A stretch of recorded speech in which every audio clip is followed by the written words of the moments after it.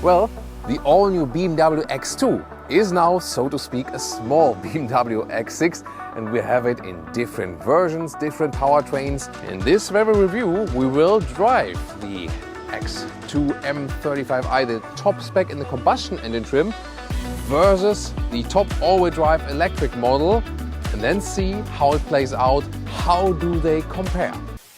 Now to the rear compartment. First of all, rear door closing sound.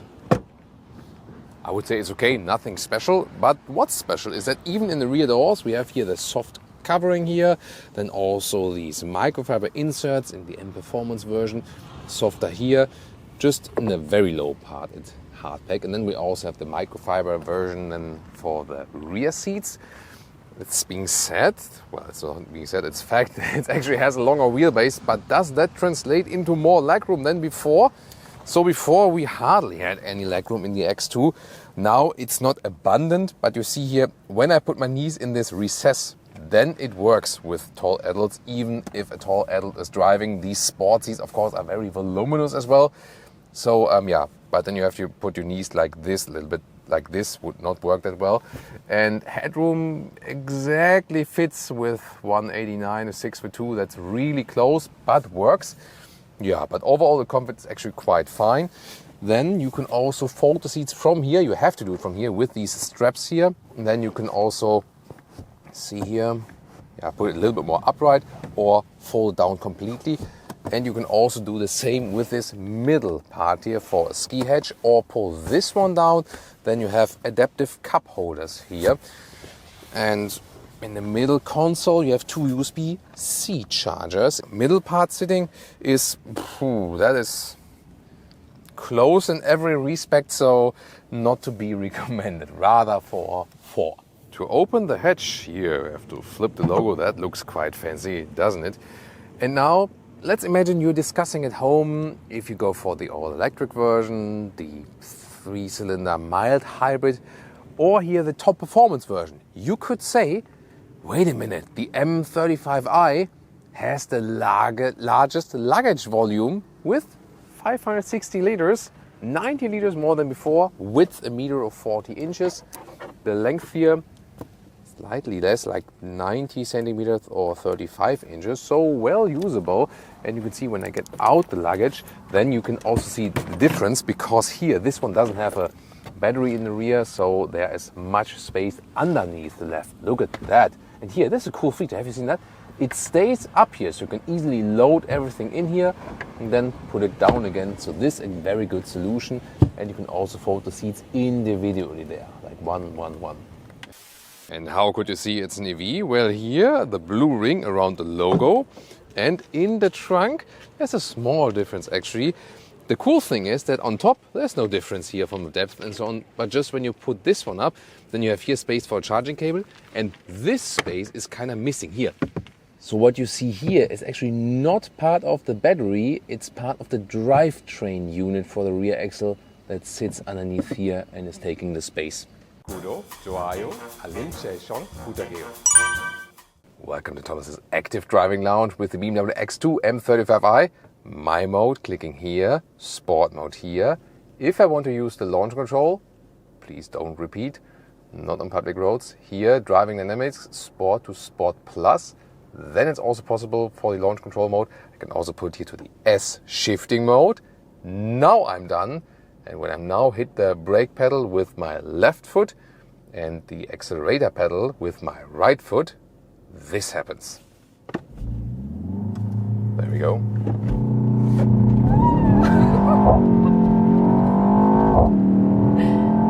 Whoop, that went quick. The only thing is that when I have the launch control active, then you cannot see that speed in the middle part, so that's a little bit irritating, at least to you as a viewer.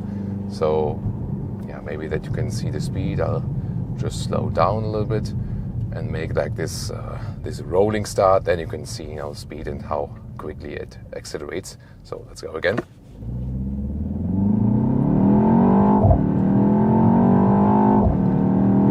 Plop, there we go, that was 290. Yeah, you heard the Lia meter was also active somewhat. And now, wow, this is what this car is doing best. driving sporty, it's compact, it's light in comparison to other bigger SUVs and so on. Wow, the steering here gives me good feeling, way better, for example, in the BMW 3 Series. Good feeling for the whole vehicle. I know exactly what it's doing. Yes, it is always a front wheel bias, but there were also power sent to the rear wheels, and it feels so balanced. Suspension really sporty and stiff. Wow, really precise out of the corners as well. Nice sound. It's of course enhanced here from the speakers on the inside, but on a dynamic scale here, this is awesome. Adaptive M suspension here, which is, as I said earlier, not adaptive in the sense that I can change it in the screen. And yeah, I'm easily catching up to the Porsche there in front of me. Of course, yeah, he's not driving that fast. Yeah, I mean, the suspension is very stiff, but here the road is quite good. So that's fine. That's a lot of fun and pretty cool. And yeah, the overall setup, I mean, you don't feel that you will be driving. I mean, I would rather feel driving like this one there in front of me. Is making space or what? Seems like.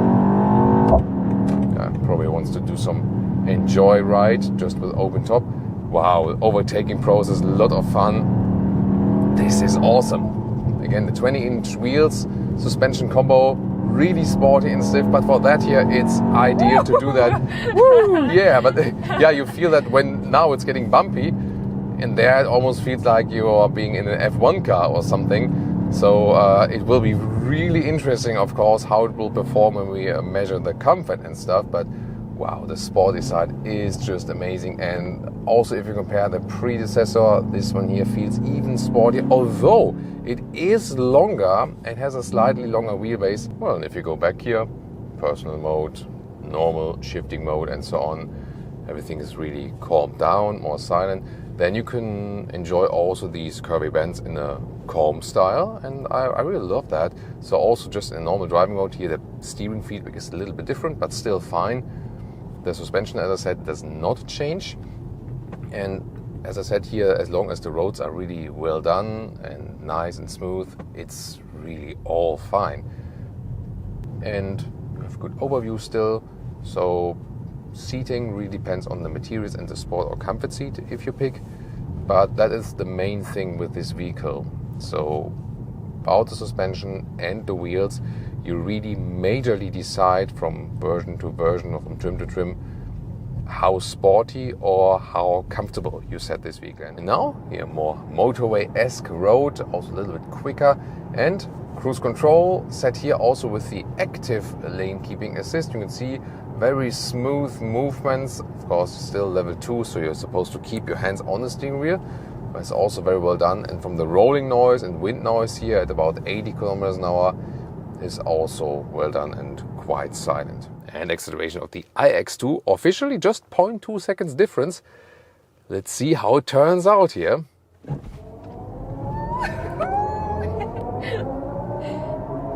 Plop, that's 90. Woo! I heard the Lia meter was going a little bit further this time in the electric version. I mean, it's it's weird, right? The M35i, it sounded, of course, more extreme in a way. But here, it felt quicker, right? Yeah. Although it is not really quicker, you know, at least on paper. Maybe we check the time codes, but it should be more or less. Boost is like... Yeah, I think it's especially because the electric boost is like from the get-go, you know, and then the combustion engine catches up. But like from zero, like sprinting forward, that's why you have the instant torque. So performance-wise, it is not lacking anything here. There is this all-wheel drive version for the electric drivetrain, then there's the front-wheel drive version only with a little bit less power, of course. That is possible too. Yeah, but here in the all-wheel drive version, definitely I can say equal power, and it's also a lot of fun. It has the more or less same suspension.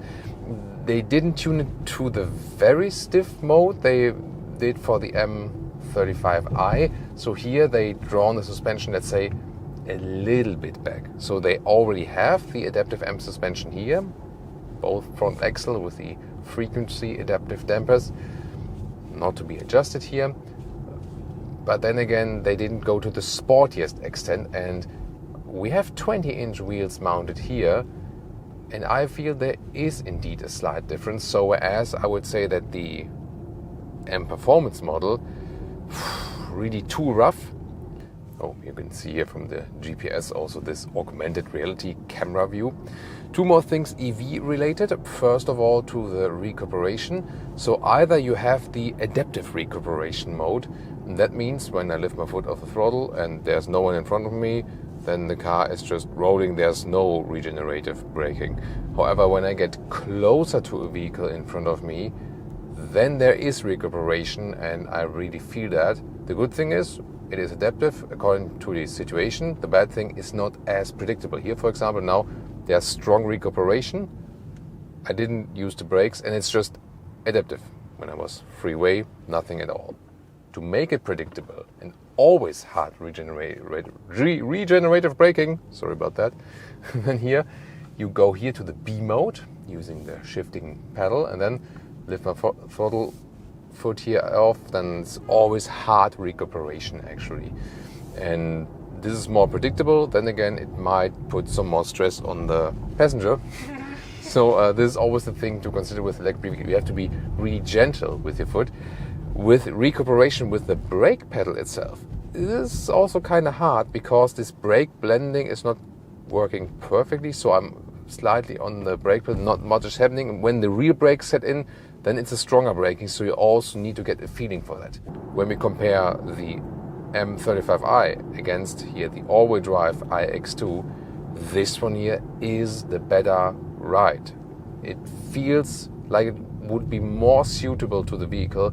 Yes, the M35i drives also excellent, no doubt about that, but this one here just feels better. It is as sporty, at the same time a little bit more comfortable, just feels as it would be the better overall package.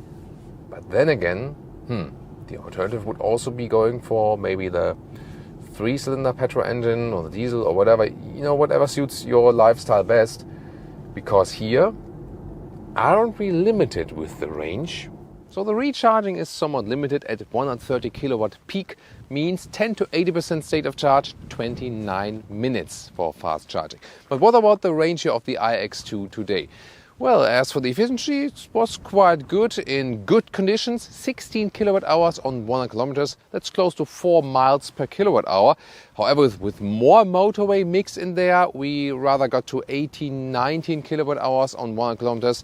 That's more like 3.5 miles per kilowatt hour. So overall, that means in good conditions and with not too much high speed, we are at around 400 kilometers or 250 miles of real world range.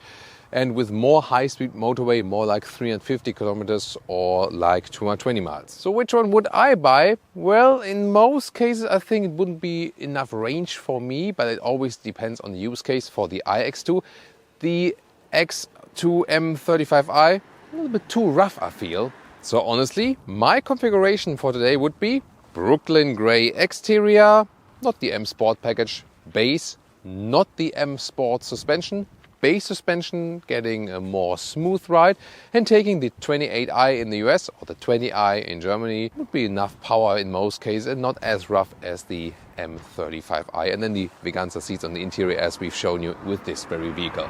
Well, which one would you go for? Which configuration? Tell me in the comments and tune in to the X1 and the Mini Countryman.